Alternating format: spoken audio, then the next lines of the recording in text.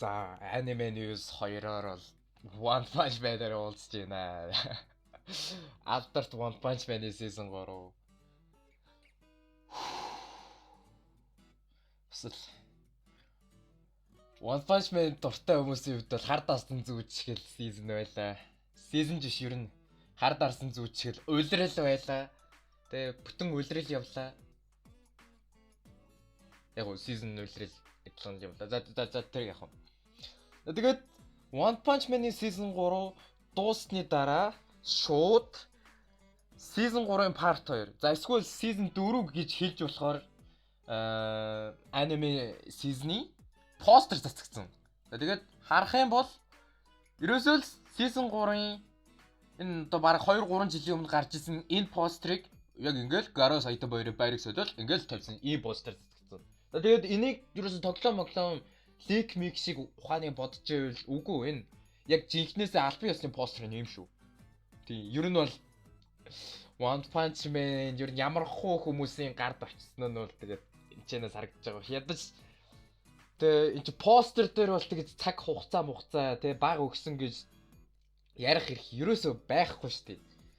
Аниме дээр бол ингээд уг нь тэгээ 6 сарын хугацаа өгсөн хангалттай тэгээ бажет өгөөгүй гэж ярьж болох ч гэсэн постэр дээр одоо ийм юм хийх одоо яг үнэхээр байж болохоор зүйлүүгүй юу гэдэг би сайн мэдэхгүй байна. За аниме гэх юм бол за мэдээж бүр ингээд үнэхээр хэлэх муу үг олдохооргүй бүр арай л дэндүү муу байсан аниме бол. За бас арай ч ийм байна гэж бол үнэхээр бодоогүй би. Яг үннийг хэл үнэхээр ийм байна гэж бодоогүй. Blue Lock-ийн season 2-оос 7 доор байна гэж нэрээ те. Хин төсөөлөх юм бэ яг One Punch Man дэлхийн хамгийн том IP-нуудын нэг. Overwatch, Fortnite 2 дээр хүртэл байдаг штэ. Өөр ямар анимнууд ийм байгаа юм бэ ер нь? Naruto-гийн төвчний тийм л IP-нууд ийм байгаа штэ. One Punch Man-ийн season 3-ыг гаргаад энүүгээрээ advertisement хийгээд хангалттай мөнгө олохтой боломж бол мэдээж байсан. Тэгсэн Bandai Namco яасан. За Bandai Namco бол одоо энэ анимнуудын тэгээ хамгийн артталт нь байдаг. Одоо тэр хамгийн дээдлийн байгууллага гэдээ ойлгож болно ер нь бол ямар хөө студид ямар анимыг төсөвтөнд хариуцуулах гэдгээ яг энэ Bandai Namco гэдэг гарууд шийдэж байгаа. За харин шийдвэрийн гараад ирсэн ажлыг бол мэдээж тухайн анимашн студ хийх ёстой. Гэхдээ хичнээн бага хугацаа бага бажет өгсөн байлаа ч гэсэн бас тэгээд гоё аним хийж болдгийг үнэхээр сэтгэл нь байвал сайн аним хийж болдгийг бид нэр мапагаас харж болно тийм үү. Jujutsu Kaisen-ийн season 2 ямар байсан? Үнэхээр мэдээж дутуу продакшнтай байсан гэдэг нь үнэн л дээ. Гэхдээ тэр анимашн бол ялчгүй сэтгэл гаргаж те бүх хүч хөдөлмөр хөлсөө шингээс нь бол харагдчихсан. Зарим One Punch Man-ийн season 3 чи мэдхгүй. Ястаа мэдхгүй. Тэ нэг 2 минутын хэсэг дээр 18 still frame те хөдөлгөөнгөө зураг гарч явах жишээний Гарогийн доошоо гулсдаг слайд те. За тэгээд бас нэг те ганц хоёр те эргэтэн нэмж ургуулна эсвэл эргэтэн хасагдана. Зарим нь нэг 6 уруутай болоод зарим нь 4 уруутай болоод зарим нь 3 мөмтэй болоод те. Эсвэл зарим дөрүүдийг тэр чиргээрээ анимнасаа хасаад ч гэдэг юм уу. За ер нь бол нэг дэмэр дэмнүүд харагцсан. За мэдээж тэр бол мэдээж эдиттэйг холбоотой асуудал. Яг анимейт хийж байгаа хэвчтэй бол нэг хамаагүй л дээ. Гэхдээ эдитинг нь хүртэл муу байна гэдэг нь бол тэ харагдаж байгаа. За тэгээд нөгөө аимшигтай диско фильтрүүд бурхан байна. За тэр диско фильтрүүдтэй одоо юу ч ярих вэ? За жоохон тэ жишээнээс нэг алт харуулъя. Нэг иймэрхүү л байна да тэгээд. За тэгээд 11 үлээ 10 дахь анги дээр бүр яг жинхнээсээ газар дор дискоддаг. Тэр магасийн нэрийг санахгүй байгаа ч гэсэн ямар ч тэгж дискодох ёстой байсан юм би сайн мэдэхгүй байна. Мэдээж дискодох ёсгүй л байсан байх л та. Фильтр оруулахаас залхаад яг жинхнээсээ диско хийсэн баха. Тэр бол би үнэхээр яг яагаад тэгснийг ойлгохгүй байгаа. Тэ. Эпизод 6.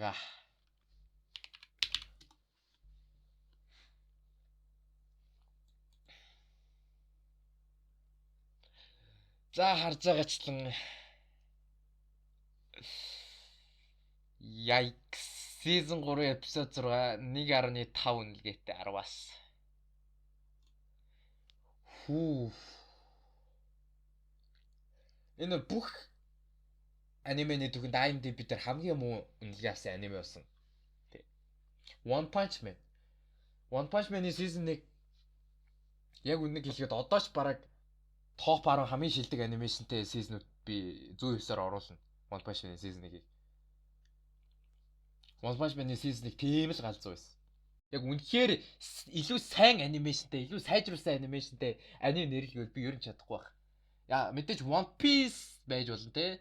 Хамгийн зөв Toei animation бол бас куглж байгаа л та.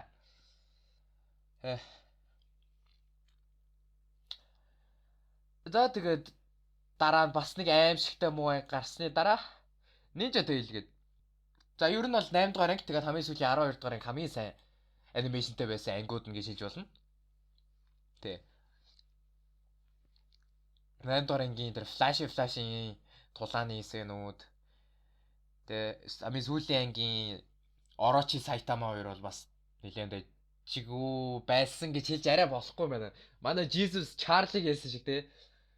Чиний хамгийн сүүлийн унгалт чи хамгийн гайгүй үнэртэй нь байлаа гэж хэлж байгаа шиг ерөөсөө тийм сайн байлаа гэж хэлж болохооргүй зүйл. Тэгээд One Punch Man-ы season 3-ыг шууд air хийж байгаа платформуд дээр 4Kids байсан санагдаж байна. За тэгээд тэрнээс нь болоод амар олон юм сенсор хийсэн. За Zombie Man. Алдарт Zombie Man. Zombie Man бол мэдээж тэгээ тамхины одоо юу гэх юм тамхинд дондсон тийм хиро байгаад байгаа шүү дээ. Тэгсэн Zombie Man-ы тамхиг нэг ч удаа гарахгүй байж байгаад Zombie Man-ы Pure Blood-тай байсан хамгийн ихний тулаан Иштэй чихэр. Тий, Zombie Man иштэй чихэр өгүүлсэн. Тэгээд Zombie Man-ы цус нүдийг гаргаагүй оронд нь Enderman болгоцсон. Тий. Ерөөсөө л хар хөвгтэй болсон Zombie Man. Monster Association Raid эхэлж байхад бүх хиронуудтай бараг л бүх хиронууд хамтдаа ингээд Hero Association-ы бейсээс гарч явж байгаа энэ бүр үнэхээр гайхалтай тий. Бүр үнэхээр галзуу манга панел байгааг нь харж байгаа бах. Тэгсэн аним дээр нэг иймэрхүү. Тий яг ийм байсан шүү дээ би тоглоо. За тэгээд манай нэг юм нинжа шиг баатрийг бас хашаач юм алга болгосон. Тэгээд хамгийн сүүлийн анги дээр бас Captain Mizuki нэг хүнийг ингээ те даруулах жахт нь те жоо ингээд аварж байгаа нэг панел байт. Тэгсэн чинь Captain Mizuki гараад доор нь авруулж байгаа байхгүй. Тэ. Тэгээд One Punch Man ер нь нэг иймэрхүү байдалтай байна да. Тэгээд одоо season 4 хүү season 3 part 2 хүү тэр одоо яг юу болохын одоо чөтгөр бүүм байд. Бидрийг бараг сүрдүүлээд байгаа юм яагаад байгаа. Тэ. Одоо энэ IMDb бид нар хийсэн энэ бомбинго байхгүй болохгүй season 4 гаргая шүү гэж сүрдүүлээд байгаа юм яг яагаад байгаа нь үнэхээр ойлгохгүй. Бүр ийм амар backlash criticism дээр өртөөд байгаа ч гэсэн season 4 гаргаж байна гэдэг бол үнэхээр ойлгохгүй. Bandai Namco яг юу бодож season 4 гаргах гэдэг одоо чөтгөр бүүм мэд. Үнэхээр One Punch Man-ыг те за map patch гэдэг юм уу? Буцаад Madhouse буцаад ивэлтэй Madhouse. Тэгээд Studio Bones ч гэдэг юм уу те. За үнэхээр анимашн стайл нь тэс өөрч гэсэн Euphorable бас байж болоод байгаа байхгүй. Үнэхээр JC Staff биш л өөр ямар ч анимашн студиос хамаагүй авчихаа One Punch Man-ыг.